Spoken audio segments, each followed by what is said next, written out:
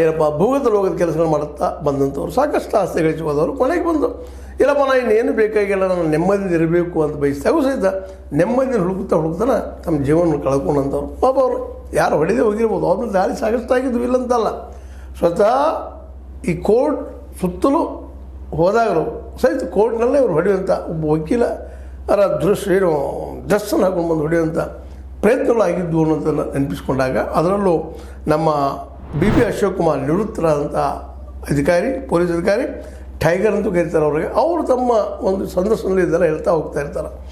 ಏನಪ್ಪ ಅಂದರೆ ಇವರು ಯಾವ ರೀತಿ ಇದ್ದರಪ್ಪ, ಇವರು ನಮ್ಮ ಮಂಗಳೂರಿನ ಬಂಟ, ವಿಶೇಷವಾಗಿ ಈ ಒಂದು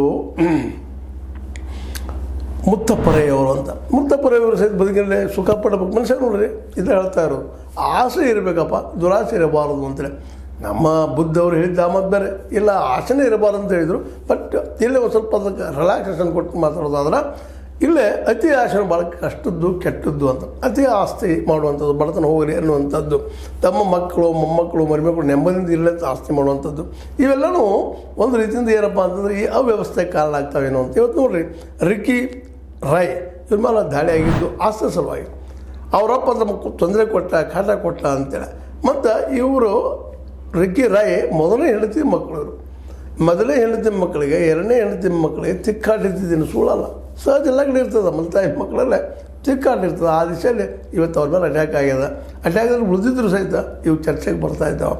ಅದರಲ್ಲಿ ಮುಖ್ಯವಾಗಿ ರಾಕೇಶ್ ಮಲ್ಲಿ ಅಂತ ಬರ್ತಾರೆ, ಇವರು ಆತ್ಮೀಯರಿದ್ರು ಒಂದು ಕಾಲಕ್ಕೆ ನಮ್ಮ ಈ ಒಂದು ಏನಪ್ಪ ಅಂತಂದ್ರೆ ಪ್ರಕಾಶ್ ರೈ ಅವ್ರ ಜೊತೆಗೆ. ನಂತರದಲ್ಲಿ ಆಸ್ತಿ ಬಂತಲ್ರಿ, ಬೇನಾಮಿ ಆಸ್ತಿ ಮಾಡ್ಬೋದು, ಮತ್ತೇನೋ ಮಾಡ್ಬೋದು, ವೈರತ್ವ ಬಂದಾಗ ಆ ವೈರತ್ವದಿಂದಾಗಿ ತಿಕ್ಕಾಟಗಳು ಅದೇ ರೀತಿಯಾಗಿ ಅದೇ ಕಾಲಕ್ಕೆ ಅವರ ಎರಡನೇ ಹೆಂಡತಿ ನೊರಾದ ಅವರು, ಇವರು ನಮಗೆ ಇನ್ನೂ ಹೆಚ್ಚು ಆಸ್ತಿ ಬರಬೇಕಾಗಿತ್ತು, ಪಾಲು ಬರಬೇಕು ಆಗಿತ್ತು, ನಮಗೆ ಕಡಿಮೆ ಕೊಟ್ಟು ಅನ್ನೋ ಅಸಮಾಧಾನದಿಂದ ಆಗಿರ್ಬೋದು. ಇವೆಲ್ಲ ಕಾರಣಕ್ಕಾಗಿ ಇವತ್ತು ರಿಕ್ಕಿ ರೈ ಮೇಲೆ ದಾಳಿ ಆಗಿದೆ ಅಂತೇಳಿ ಪೊಲೀಸ್ ವಲಯದಲ್ಲಿ ಮಾತಾಡ್ಕೊಳ್ತಾ ಇದ್ದಾರೆ. ಮಾತಾಡಲಿ, ಆದರೆ ಈ ಒಂದು ಆಸ್ತಿಯ ತುಮ್ಮಲ ತಿಕ್ಕಾಟ ಇದು